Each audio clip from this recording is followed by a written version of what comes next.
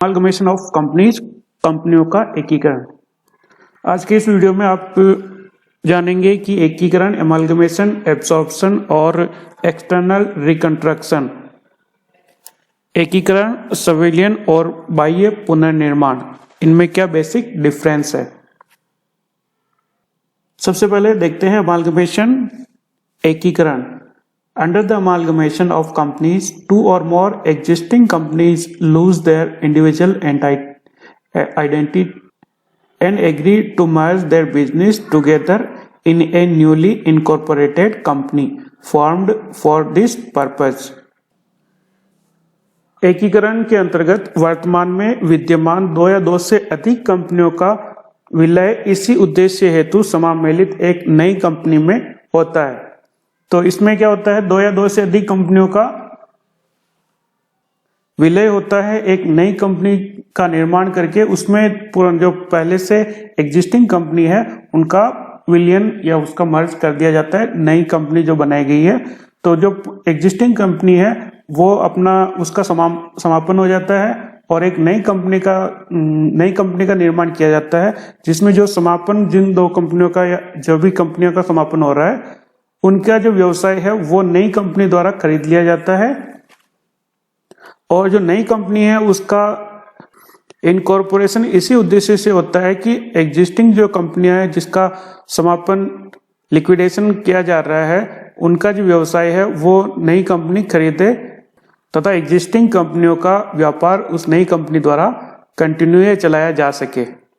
इसको एक एग्जांपल द्वारा भी अपन क्लियर करना चाहेंगे। जैसे कि दो कंपनियां हैं, ए लिमिटेड और B limited, A limited and B limited.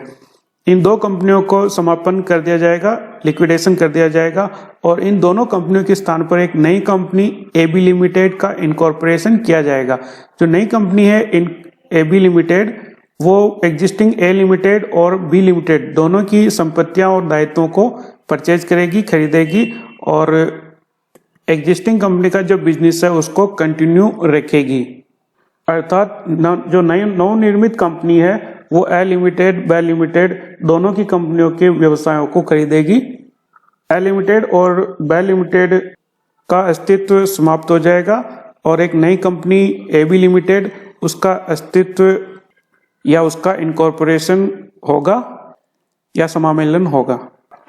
ये था एकीकरण, अमालगमेशन। अब अपन आते हैं एब्जॉर्प्शन या संविलियन।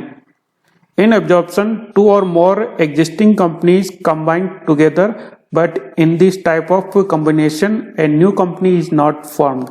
All existing company except one are wound up. Absorption रूपी इस कॉम्बिनेशन में भी वर्तमान में विद्यमान दो या दो से अधिक कंपनियों का मिलन या मर्जर होता है। संविलियन में या एब्जॉर्प्शन में एक विद्यमान कंपनी अन्य कंपनियों का आत्मसात कर लेती है, या अपन इसको इस तरह से भी परिभाषित कर सकते हैं कि संविलियन के अंतर्गत एक विद्यमान कंपनी को छोड़कर संयोग चाहने वाली अन्य कंपनियों का समापन कर दिया जाता है।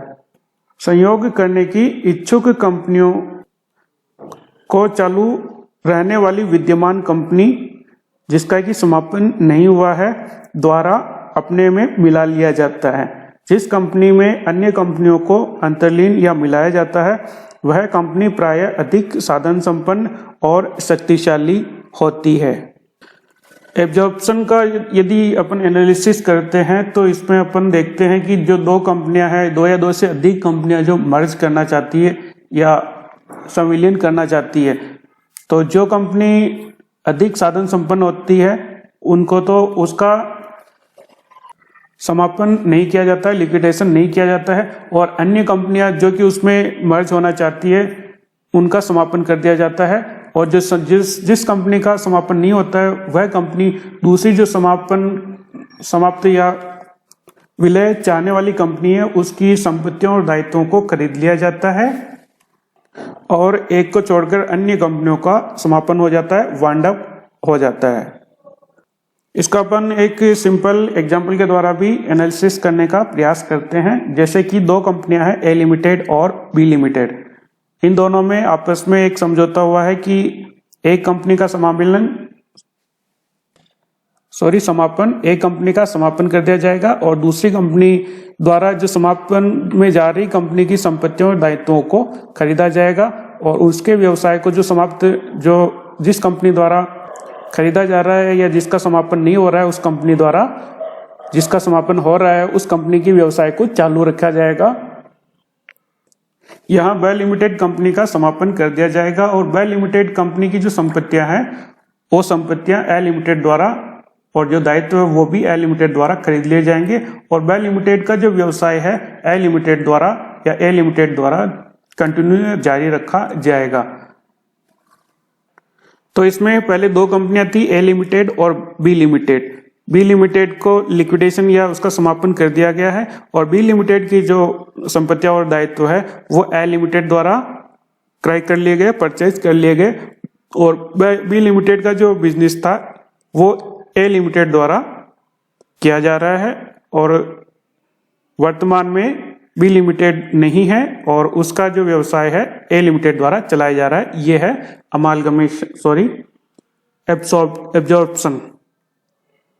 एब्जॉर्प्शन के बाद एक्सटर्नल रिकंस्ट्रक्शन या बाह्य पुनर्निर्माण।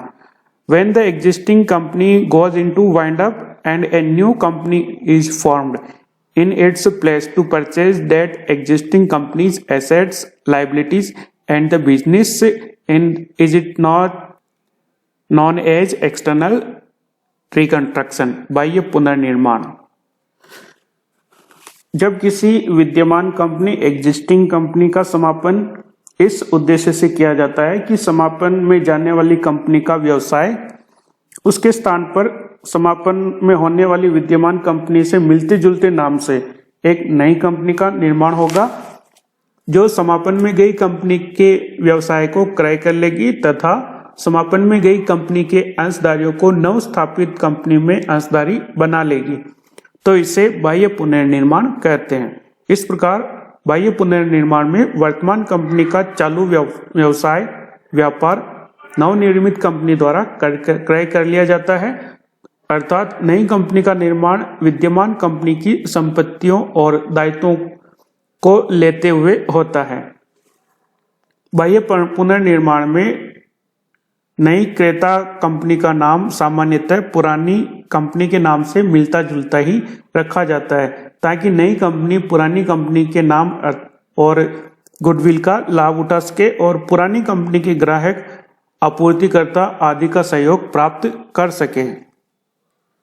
बाह्य पुनर्निर्माण को अपन डिटेल में समझे तो एक कंपनी का समापन होता है और जो कंपनी का समापन हो रहा है उसके स्थान पर एक नई कंपनी का निर्माण होता है।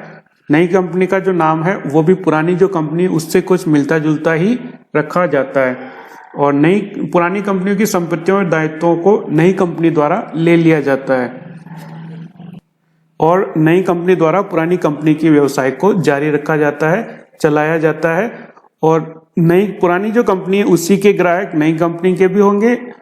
वो जो सप्लायर पुरानी कंपनी को सप्लाई करते हैं वो अब नई कंपनी को सप्लाई करेंगे। जैसे एक कंपनी है एबी लिमिटेड।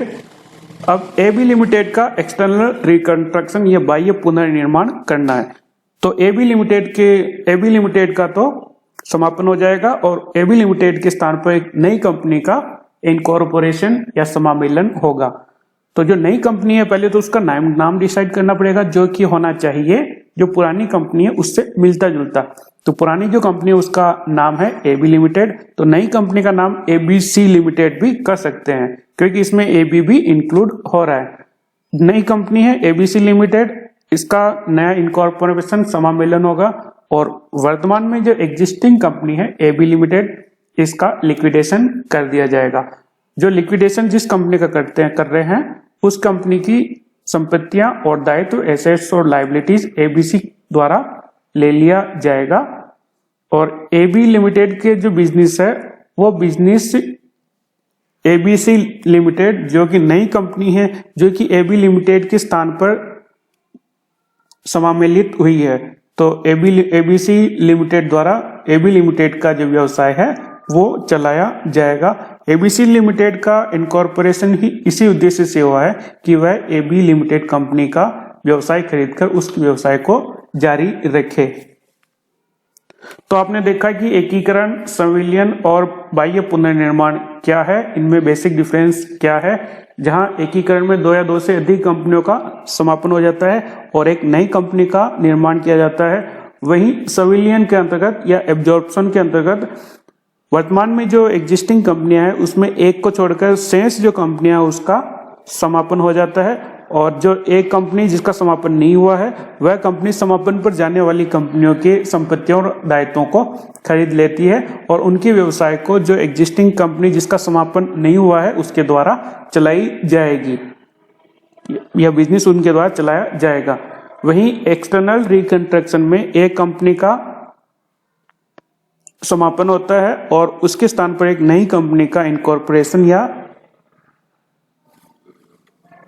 समामेलन होता है। नई कंपनी का निर्माण भी इसी उद्देश्य से होता है कि वर्तमान में जो कार्य कर रही कंपनी है उसके व्यवसाय को उसके द्वारा नई कंपनी द्वारा जारी रखा जाएगा, उसी की संपत्तियां और दायित्वों को लेते हुए।